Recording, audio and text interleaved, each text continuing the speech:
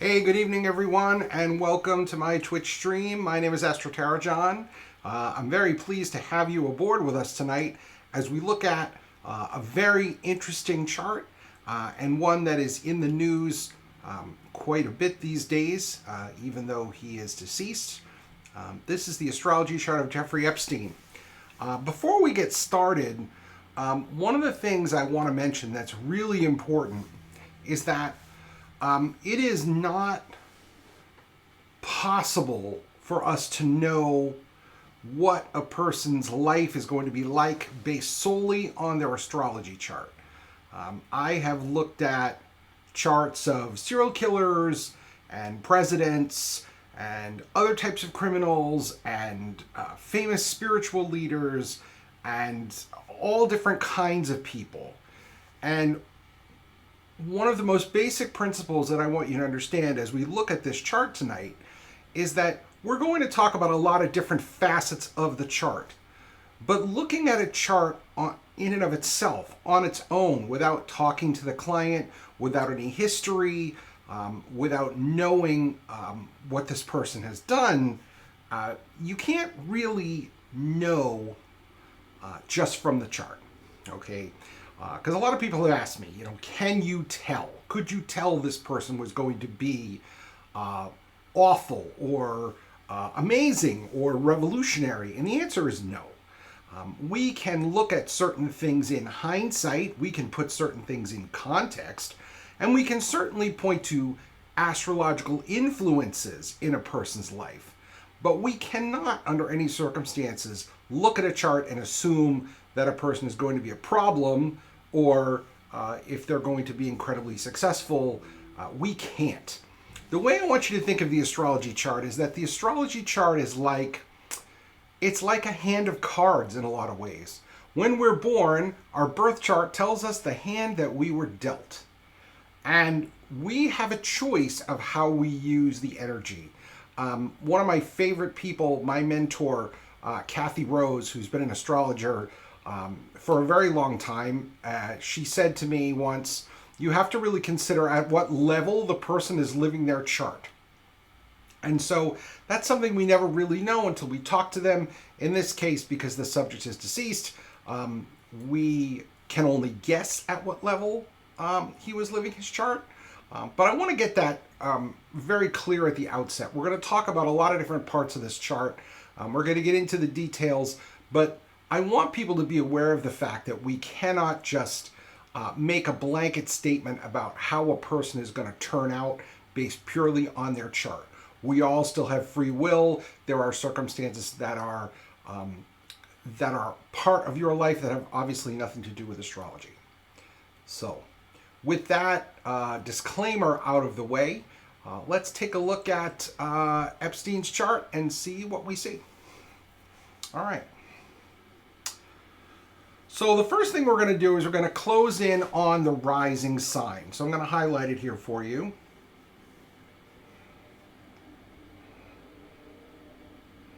Okay. And Epstein has a Capricorn rising chart. Capricorn rising, so the rising sign is the way that we look at life, and in many ways, the way people see us, okay? Capricorn is a very serious sign, it's a very stable sign, it's a very business-oriented sign. I like to think of Capricorn as being very organized. They, generally speaking, have their course plotted out in advance. They know what they're going to do. They look toward the future and they want to make long-term plans. Okay? They have long-term dreams and goals. And Capricorn is a sign that really focuses on that. If you think of some Capricorn people, some famous Capricorn people that really exemplify that, Hilton, the hotel owner, he was a Capricorn sun, and so was J. Edgar Hoover. And both of those people created empires. When you have a Capricorn rising chart, there's going to be some of that energy of the empire builder. What can we build over time that's going to last? Whether it's a criminal ring or whether it's a company, The Capricorn rising energy tends to want to build and maintain different structures. Structural integrity is very important to Capricorn rising folks. Is something solid and stable. And so we start off with knowing that he was a Capricorn rising. The ruling planet of Capricorn, astrologically speaking, is Saturn. So we're going to look at Saturn next.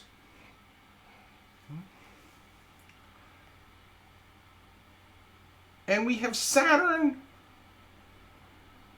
up here in the 9th house. Now, let's talk about Saturn first. So Saturn's job is to keep us on the straight and narrow. His job is to help us with self-discipline. His job is to help us set long-term goals, but also boundaries between us and other people. Anything to help keep us focused. I've said it a number of times and I'll repeat it. Saturn is not always a fun planet to work with. Now, he gets a bad rap, and he gets a bad rap because a long time ago, we made him into the Grim Reaper. Okay, he's the planet that says your life on this planet is over. And he takes a sip and you're done, right?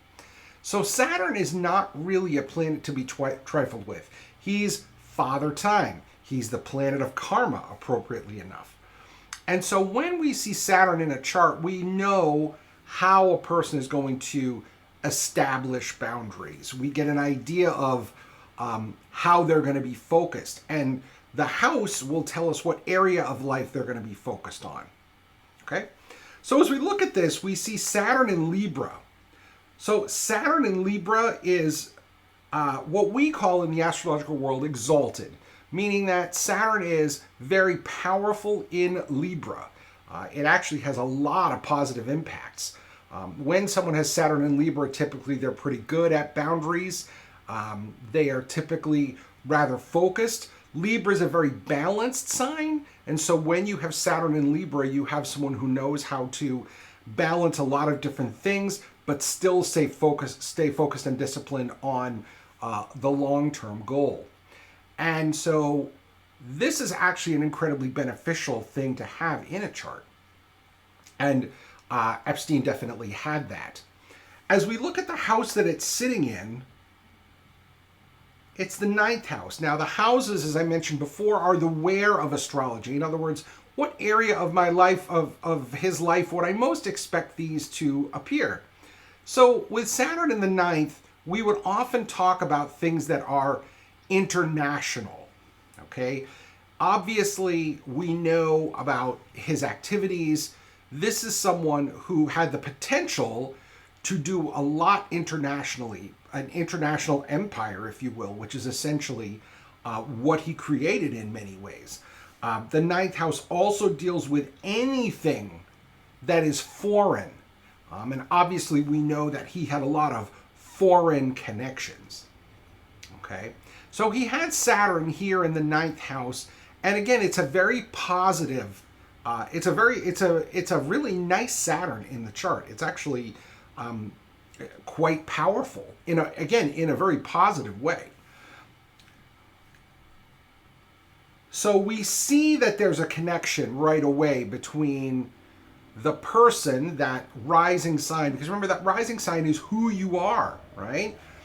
There's a connection between this person and potentially the international, because we have someone in the 9th house.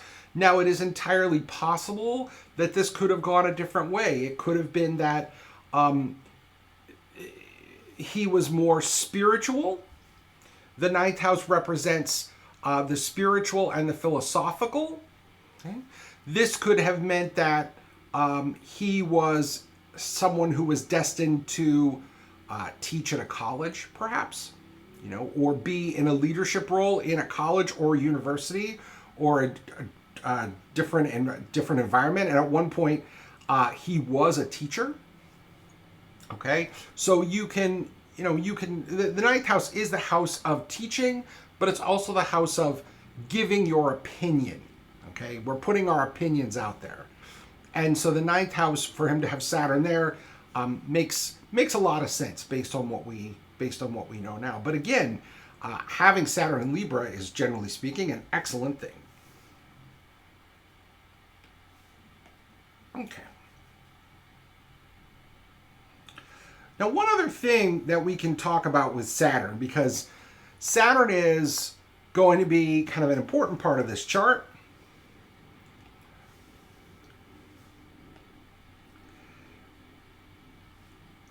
Saturn has a number of connections in the chart, and one of them is a connection to the sun. So I'm going to highlight this line here.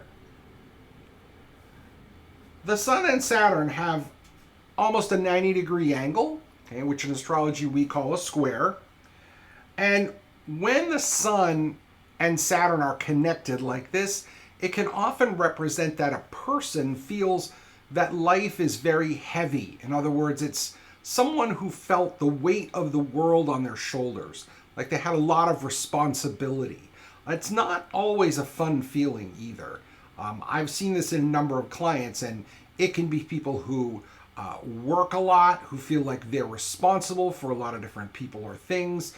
It's not always pleasant. And so right away, when we see the sun, which represents your life force, which represents who you're trying to become, connected to Saturn, we can see that this person has the potential to have a pretty serious demeanor, and someone who potentially could also suffer from depression. Saturn, as a planet, does sometimes bring depression when it's connected to various parts of the chart, and the sun could be one of those. So we look at that Sun-Saturn, and we're already saying, okay, this is a person who has the potential to feel like the weight of the world is on them.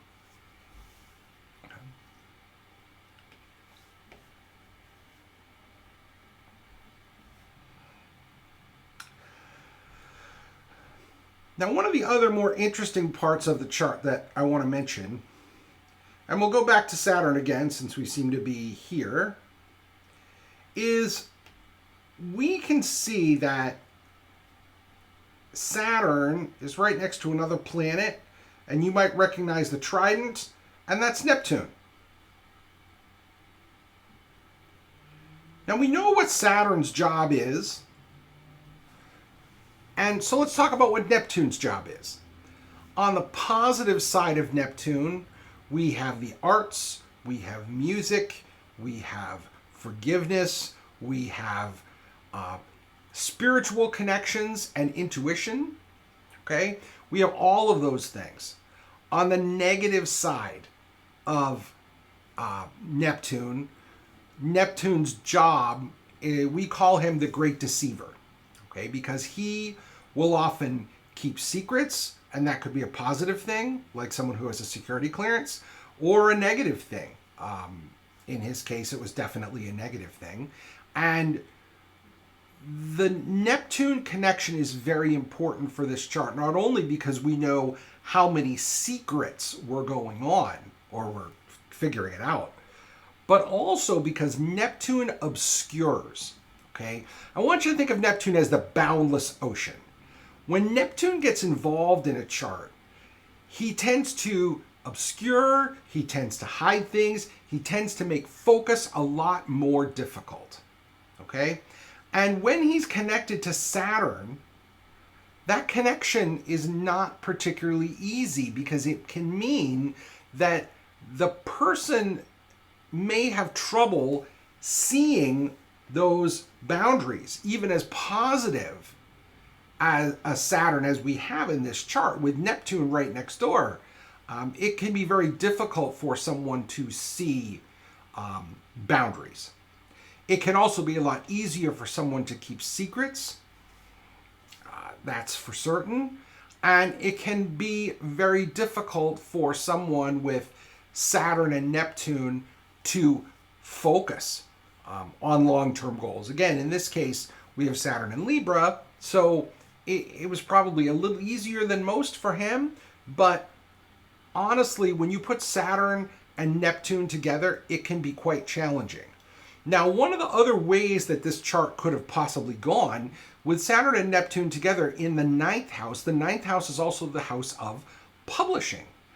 And so had our subject decided to write a book, that probably would have been a great outlet for the energy. Neptune is the creator, Saturn is the editor. Okay? As someone who has Saturn, Neptune opposed, I can tell you that writing can be difficult because you create and with Neptune, and then Saturn says, no, I don't like it. No one will buy it. No one will care. There's that inner editor that can come out. But had he chosen to go that way, he probably could have written a pretty good book. Also in the ninth house, again, as I mentioned, there's that spiritual side. And the ninth house has that spiritual side as part of its makeup. And so had he chosen to develop his intuitive sense, and I don't know if he honestly did that or not, but I'm guessing no, he could have really been a very well-connected person to spirit. And so with these two together, they can be a powerful combination, but they can also be a very difficult combination to work with on a day-to-day basis. Okay? But we have Saturn and we have Neptune connected. Now we talked about some of the challenges with Saturn, with Neptune, and in this chart we also have the Sun that is connected to Neptune as well. Once again, we have almost a 90-degree angle between the Sun and Neptune. When you have the Sun, your life force, connected to Neptune, it can represent the idea that you have trouble figuring out who you are. It can also represent you having the desire to keep who you are a secret, to obscure or hide who you are. Neptune also can be a planet that really, because of its ability to hide and keep secrets, it can allow you to keep secrets from yourself too, which again is something that can be very challenging to work with. And so whenever we see Sun Neptune, we can think of a person who's probably very intuitive, potentially very artistic, someone who is potentially very creative. At the same time, we have someone who might be prone to not knowing who they are, someone who may be prone to keeping secrets, but also someone who might be an addict. This is a signature that we often see for addiction. Now, to be fair, when you're looking at a chart and you see a Sun-Neptune connection like this, it doesn't necessarily mean that the person's chart that you're reading is an addict. It could also be a family connection. But in this particular case, I think we could probably agree that this is a person who was likely an addict. I think that's pretty. I think that would be pretty obvious and not too much of a stretch. Also, this is a person who kept a lot of secrets, didn't want people knowing who he really was. So we can see that in the Sun-Neptune connection as well. Okay? So these are things right away that would kind of set us up for a little bit about who he is, who he was. And of course, if you're in the chat, feel free to jump in with questions. I will do my best to answer them. Okay. So what else are we looking for in here? Well, there's a lot to talk about, but let's go over to the descendant next. So our 7th house cusp, opposite our ascendant, is the descendant. The descendant is where we know what we're looking for in a partner, or not just a romantic partner, what we're looking for in friends, what we're looking for in business associates, okay? What we're looking for. And this is Cancer, okay? So this is an area where you could say, okay, he's looking for people that to be like a family for him, okay? Cancer is the sign that rules the family and home, okay? So he wanted to find people, to connect with people who he was very comfortable with. Okay, that's your Cancer, that's your descendant in Cancer right there. But what is even more interesting than that, because a lot of people have a Cancer descendant. If you have a Capricorn ascendant, you have a Cancer descendant. So that's not unusual. What is unusual is what is right next to that descendant, which is Uranus. Now, before we talk about that specifically, quickly I want to mention that in any astrological chart, you're going to have these lines, these 4 lines, and they are angles. We call them angles, okay? And they are very important in a chart. Any planet or point that is close to an angle is going to make a big splash in a chart. It's going to have a significant impact. And when I say close, I mean within 5 degrees, typically. That's usually the kind of rule of thumb that we go by for this. Okay? So for example, in this case, we know that Jupiter down here is within 5 degrees of this line, which is called the IC or Immumcelli. This is your family line. Okay? This line represents your private life. Okay?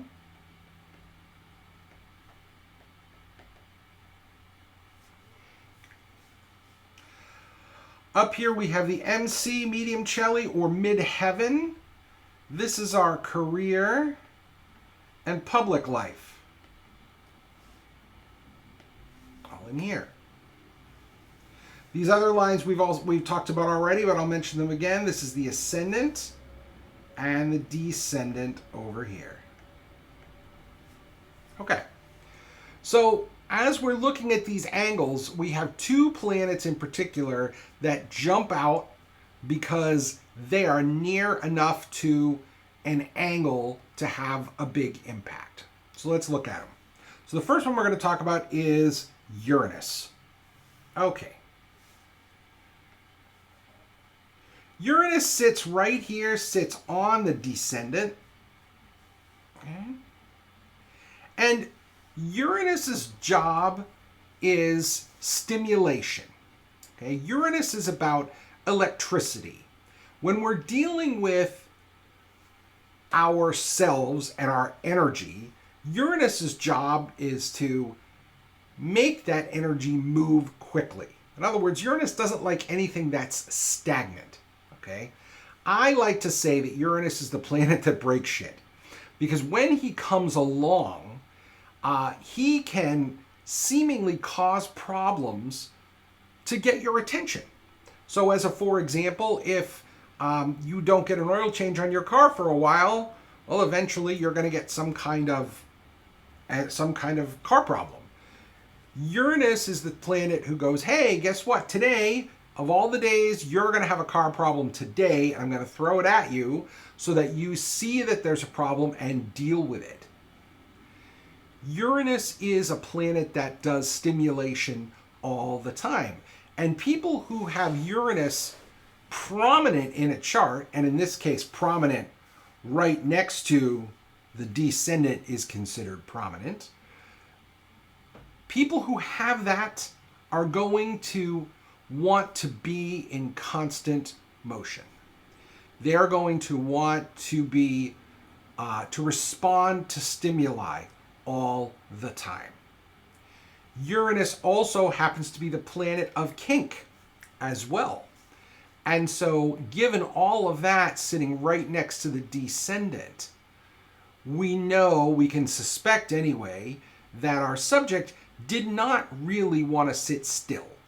He always wanted to be doing things. He probably couldn't sit still all that much. Uranus is also the planet of high tech. And so likely he was very interested in anything involving the internet, email, any of the new technologies that were coming out. He was probably an early adopter of those technologies.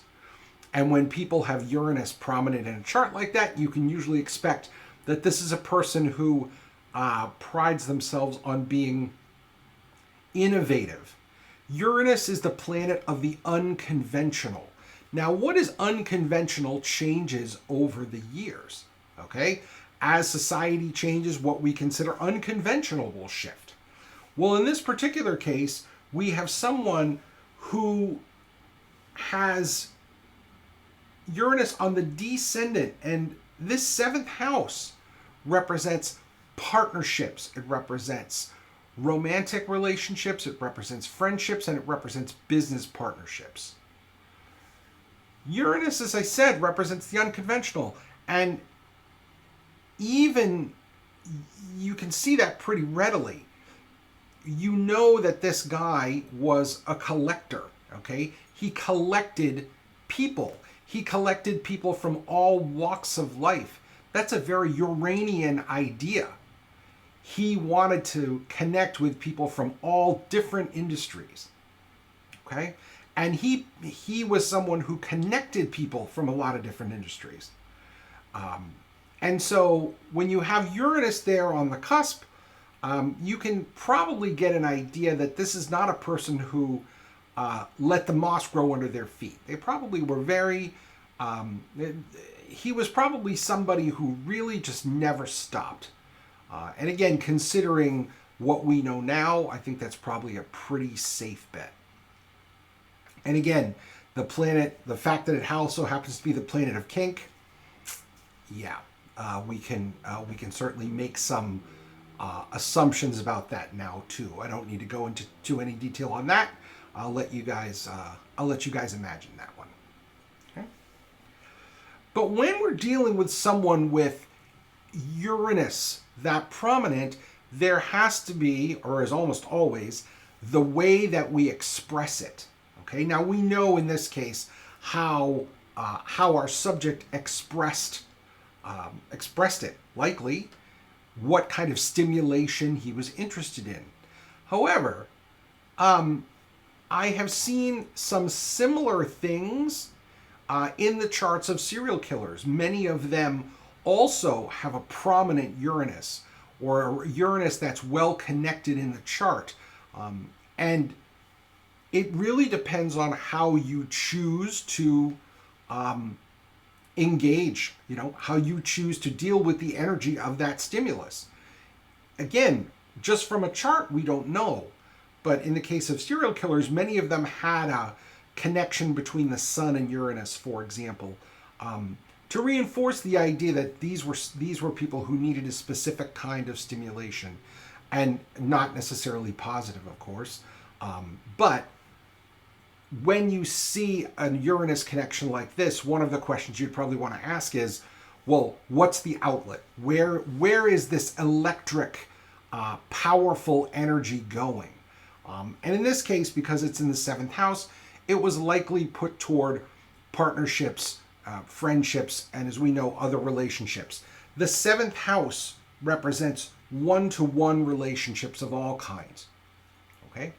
So when we see a very prominent Uranus like that, again, we can make certain potential assumptions, and given what we know about our subject today, I'd say it's a pretty safe bet that that Uranus energy was probably very powerful in his life. Okay. Now I'll erase this.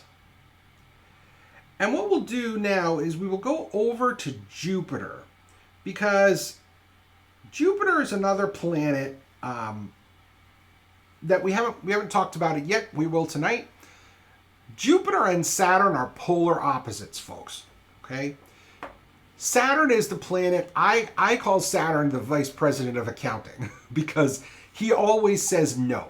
Saturn's job, as I mentioned earlier, is boundaries, right? He's the guy who says, you don't have time for that, you don't have money for that, stay the course, focus on your long-term goals, don't give up. He's Mr. Persistence, okay? But he's kind of a wet blanket, as I said earlier, especially in this chart with Sun making a square to Saturn. I'm sure our subject felt that there was a very heavy Saturn influence on him. Jupiter is the polar opposite. Earlier when I said Saturn gets a bad rap, I wasn't kidding, folks. He really does, unfortunately. If you work with Saturn, you will have results, but they will take a long time. The flip side is Jupiter. So Jupiter is the planet that everybody tends to like. Okay? Ancients called Jupiter the greater benefic. Okay? He was the guy that everybody wanted to see prominently in their charts because Jupiter is the planet of immediate gratification. He is the planet of growth. He's the planet of good luck and good times. Saturn always says no, but honestly, Jupiter doesn't really know how to say no. Jupiter has a problem because Jupiter doesn't understand what boundaries are. And people who have a prominent Jupiter in their chart want freedom. One of Jupiter's main keywords, folks, is freedom. They want the freedom to do what they want, when they want, as often as they want. They just want that freedom. They don't know how to say no. Jupiter does not know how to say no. And so as we look at this chart, we also see a very prominent Jupiter next to the midheaven, next to the, the nadir, next to the IC. Okay? And again, remember this IC is the family line and the private life. Jupiter is the planet of, one of the planets of enjoyment. Okay, where do we want to get our honors and rewards? Well, Jupiter is sitting in Taurus, and Taurus represents the collector. Taurus represents anything that is material, anything that is sensual. It's a Venus-ruled sign, appropriately enough. And so as we look at this Venus in Taurus, we see someone who wanted for their private life to collect and be possessive of people. That's one possible way that you could interpret this. And again, this fourth house is a part of your life that only a few people are supposed to see, right? This 10th house is where it's public, right? This up here, this is our career, this is our reputation, okay? He didn't have Jupiter up there. He had Jupiter down here. Okay? Very significant difference. And so when you're thinking about a chart and you're thinking about planets in a chart and where they are, Jupiter is the planet of where I want to receive awards and honors. So he wanted them privately. As I said, Jupiter is also a luck planet. With Jupiter, you often find yourself in the right place at the right time. Now, because this planet was just on the edge of that fourth house, one of the things that comes to mind is when he got a sweetheart deal after his first arrest and conviction. One of the things that he was able to do during at least part of the 18 months that he was incarcerated was he was able to do work release. Okay? That is very much exemplified here with Jupiter in the fourth house. He was released. Okay, he was released and into his home. The fourth house is where we live. So where was his freedom? His freedom was at home. Now again, he had a number of different homes that he traveled between. And what is also interesting is that Jupiter is the planet that deals with travel, especially long distance or overseas travel. And so this is someone who had their home and they were yet always on the move and they had different homes to work with. And the idea of having different homes, having a lot of things, money, for example, also, we can kind of see that from Taurus, because Taurus, again, is a sign that is sensual, but it's a sign that does have the potential to be materialistic. Okay? It's a sign that really likes to collect people and things and be a little bit possessive. Okay? So you're starting to see a picture come together. Okay? Again, the astrology won't tell you how someone is going to live their chart, but it gives you a place to start investigating. As I always say, the chart is where you start.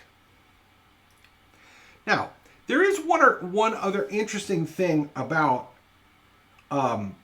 Jupiter that I am going to mention here, and it's definitely something that casual astrology observers might miss.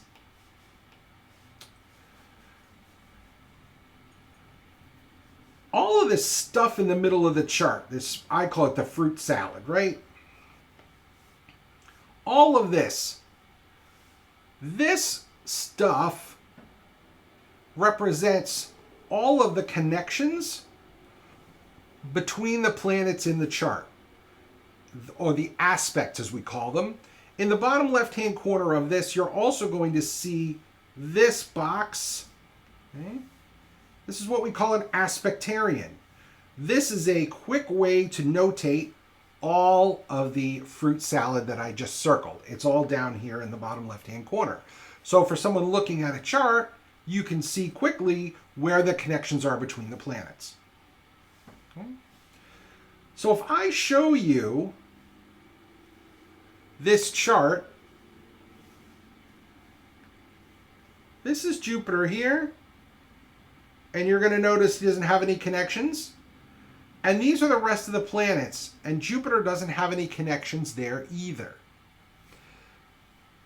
So when you have a planet that is not connected via any of the aspects, any of the major aspects, I guess I'll say, you have a planet that is not integrated into the chart.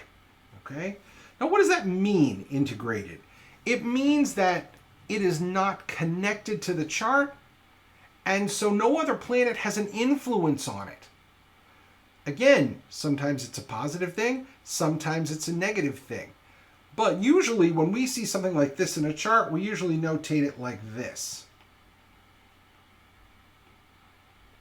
Okay? We call that unaspected. Okay?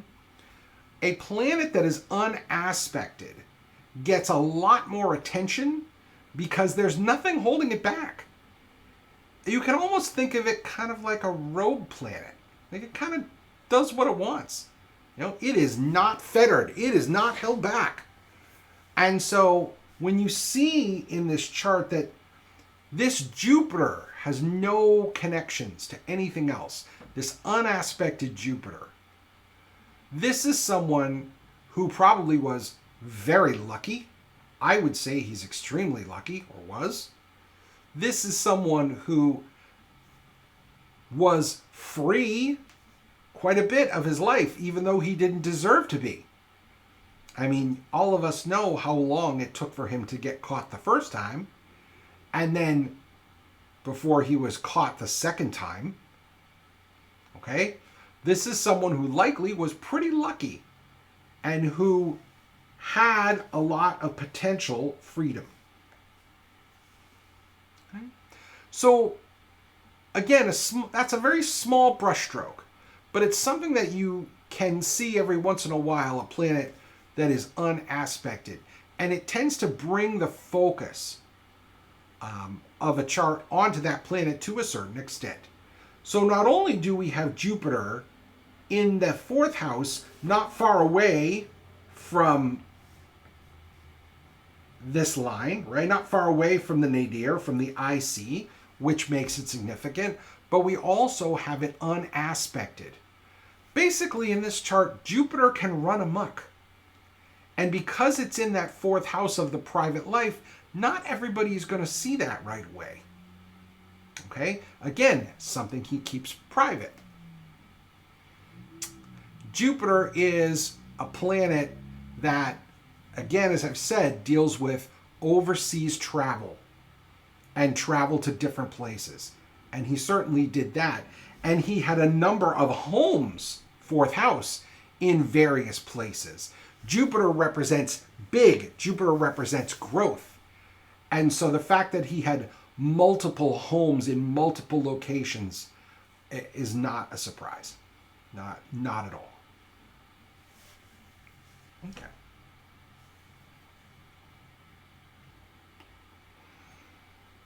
Okay. Now we have another interesting aspect here to look at. And I want to talk a little bit about Mars and Venus here. So Mars's job and Venus's job are interrelated. Okay? And as you notice right away, these planets are very, very close. Okay? We would actually call this astrologically a very tight conjunction. Okay?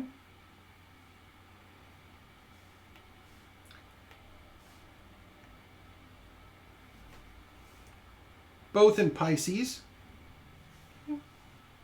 Now, what is really interesting is that Jupiter, while Jupiter deals with some money matters, okay, and certainly can bring you wealth, on a day-to-day level, Venus is about what we value.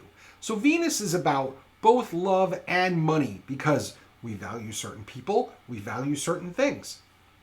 Just kind of how it is, folks. Okay?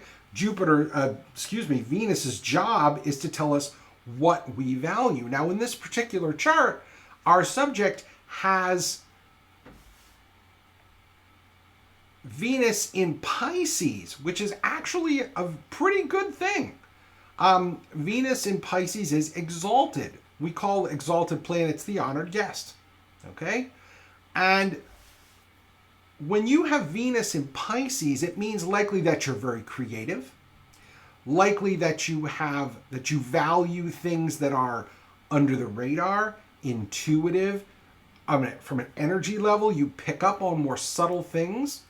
Okay, this is a wonderful, wonderful setup for anybody who is creative. Okay? Now, what makes this one even more interesting is that it's sitting in the second house. We haven't talked about the second house yet tonight, but the second house deals with our finances, deals with money, deals with stuff. Basically, the second house deals with anything that we own that's not a home. Okay, a lot of astrologers will call this one the house of movable possessions. The second house represents our assets, represents our debts. It also represents any talents that we come into the world with. Okay? So, our subject was someone who, yes, had the ability to work quite well with females because Venus is also the planet that deals with women. Okay? But someone who also likely did not have a lot of trouble making money. With Venus and Pisces in the second, it doesn't surprise me to think that he was wealthy. It's not a surprise. And that wealth seemed to come easy to him. Again, when you have a planet that is exalted, we call it the honored guest because all you have to do is show up and that planet will get attention. So he got a lot of attention for money. And part of what he did earlier on in his career was he was a financial analyst. But Venus's job is just to tell us what it is we value. Venus is not, as you probably heard me say before, the planet of work. She doesn't work. I mean, what person in their right mind wants to work?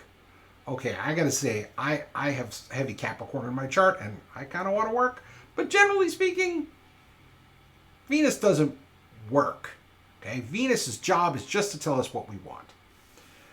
We go next door to Mars to talk about how we get what we get.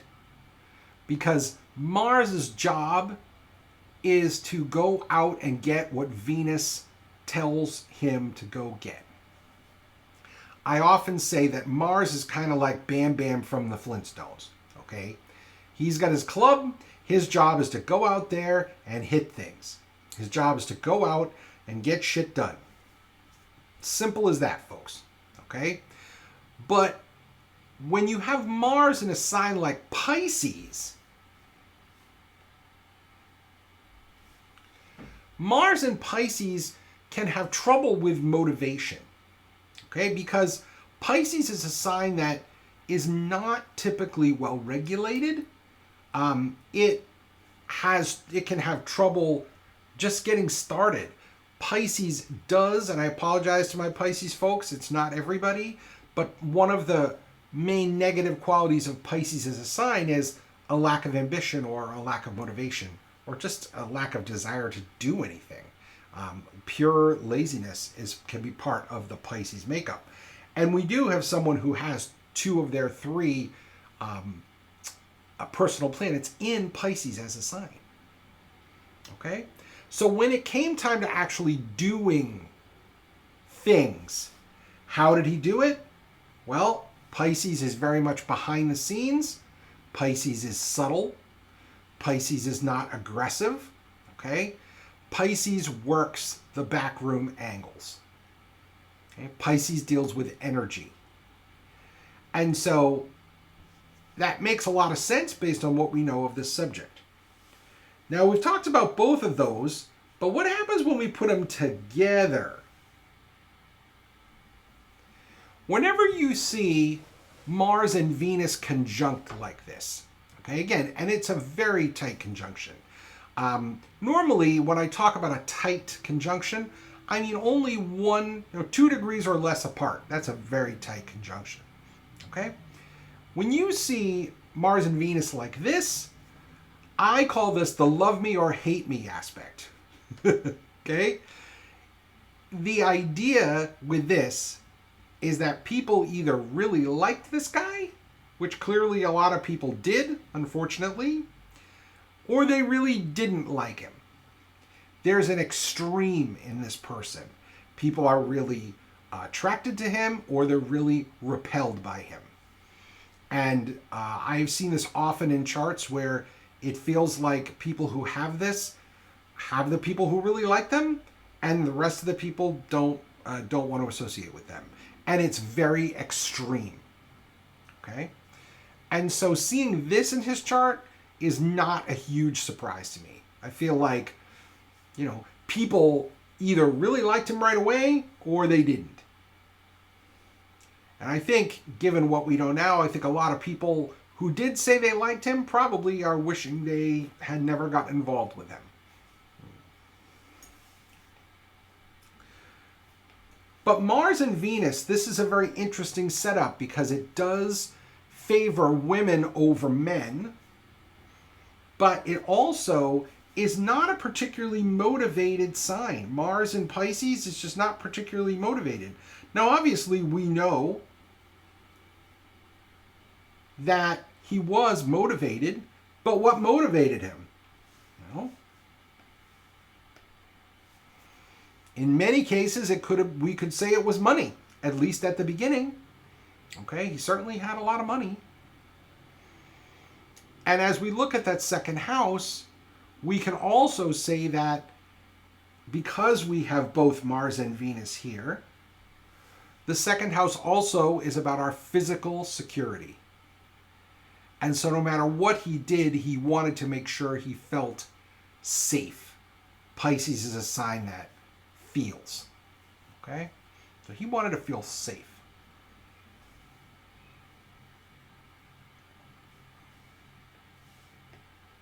Okay.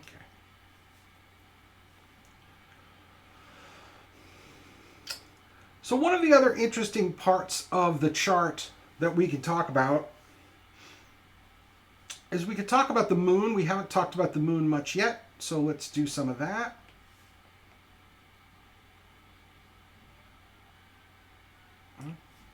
So we do have the moon in Aries. Okay? The moon in Aries is someone. It represents someone who wants to come in first. They want to win. They want to be number one. Okay. The moon is our emotional center. Aries is the warrior. Aries says, I will feel comfortable when I am taking action. Okay? Aries is a Mars-ruled sign. Mars provides the energy for it. And so, when we're talking about someone's emotions, okay, the moon deals with crisis mode. So what do we do when there's a crisis? Well, the knee-jerk reaction is typically our moon sign. In this particular case, we could say that the moon drove him toward action. That's where he was the most comfortable. Now, it's also in the third house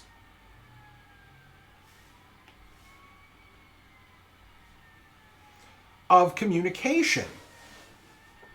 But this house also, of course, has a lot of other things. Just so you have an idea, every zodiac, every house in the horoscope has 80 or 90 different keywords that we could talk about. Okay? But in the third house, we often talk about communication. So he felt comfortable communicating with people based on the amount of files we've seen recently. I mean, we've seen tons and tons and tons of email communications with people. That was an area in which he felt very comfortable. Okay? What is also interesting, though, is that here in the third house, we also have the idea of neighborhood. Okay? The third house represents our local area. Okay? It represents local commuting, represents us getting back and forth to work. Okay? But what's interesting in this particular case is that this need for security, okay, that we've seen here in Mars, and Mars providing the energy for this moon in Aries. Okay. What did he do? Well, he created his own neighborhood, his own secure neighborhood, and that was the island. Wherever he was, though, he created compounds, if you will, areas of safety. That was very important to him. And he wanted to feel safe in his neighborhood. That's our moon in Aries in the third. Okay? Again, every position, every house has different aspects to it, has different qualities, different areas of your life that it rules. In this case, the third house also represents the neighborhood as well as his ability to communicate.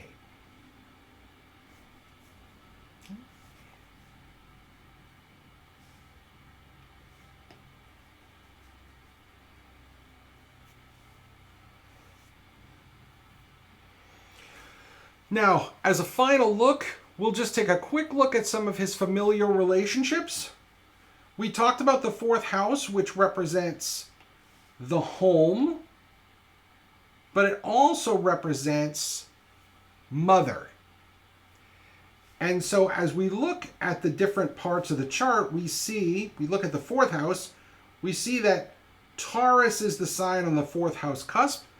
And when we're looking astrologically at a house and how it's going to perform in someone's chart, we always look at the ruling planet of the sign on the cusp. So in this case, it's Venus. That very strong Venus in Pisces provides the energy for the fourth house. So we know the fourth house is one of his strongest houses. Now, I don't know what our subject's relationship was to his mother, but likely I would say based on this that it was probably pretty good. That strong Venus really supports that house. And of course we have Jupiter in it, which just makes everything bigger. So likely, if I had to say who he got along with best, it was probably his mom. In addition to the 10th house being our public awareness house and our career house, it is also our father's house. And in this particular case, our subject had Scorpio on the midheaven. And so as we look at that, we can kind of look at a couple different ruling planets. Scorpio's modern ruler is Pluto.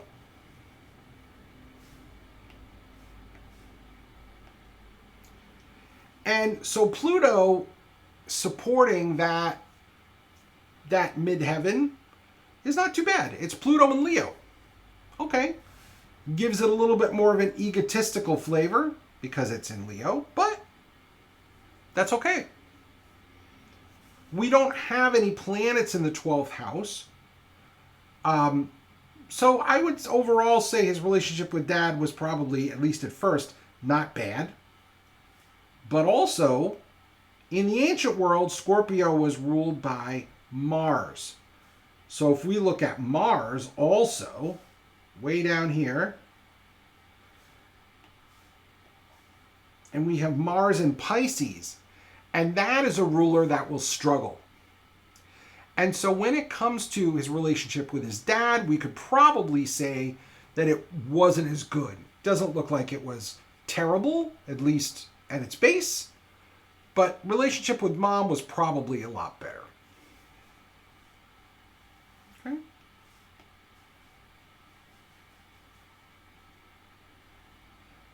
All right. Folks, we are almost out of time for this stream. I am happy to take questions if there are people in the chat room who want to reply.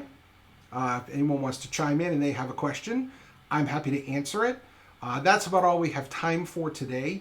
I hope that you found the chart interesting. There certainly are a lot of things to talk about in every chart, but in this chart especially, I figured with someone whose history has been in the public eye so much, I figured it might be worth a look, just so you can get an idea astrologically of who we're talking about. But I can honestly tell you that you can apply a lot of what we've discussed, not just obviously to our subject, but also to other people, okay? But based on what we've seen tonight, I can see some of the underpinnings of why he might have turned to the life that he did. I can't, obviously, there are lots of other things besides astrology that are involved, but hopefully this gives you a look inside, behind the scenes. This is the work that astrologers do every day. This is how we try to help people make better decisions. Obviously, this subject was not my client. And I think that if you are in a situation where you want to learn more about yourself, I highly recommend getting your birth chart and looking at it online, getting a report at the very least. Or if you are of a mind that you really want to dig deeper, talk to an astrologer, because they will show you a lot of different facets of your chart. And we haven't even talked about any of the planetary transits, any of the moving planets that affected him over the years. One interesting chart that I could have pulled for tonight would be the day that he was arrested for the first time, or the day he was arrested a second time, because Saturn actually represents authority and karma. And so you can bet that on those days, there was probably something going on with his Saturn, or he was having, a Saturn transit. But other things we can definitely look at another time. As always, I am sincerely grateful for you taking your time out to watch. I hope you have a lovely evening. I look forward to seeing you next week, probably middle of next week. I've got to reschedule the stream since I am out Tuesday night. But I'll reschedule it and I'll pull another chart for us to look at. If you have suggestions on a chart you would like to see, or if you would like me to look at your chart online and you're okay with me talking about it in front of anyone who wants to show up, please send me an email at astrotarotjohn@gmail.com or through any of my social medias. In any case, As I said, thank you so much for taking the time to out of your schedule to spend with me. I'm sincerely grateful, and I look forward to seeing you again middle of next week for another astrology stream. Have a great weekend, folks.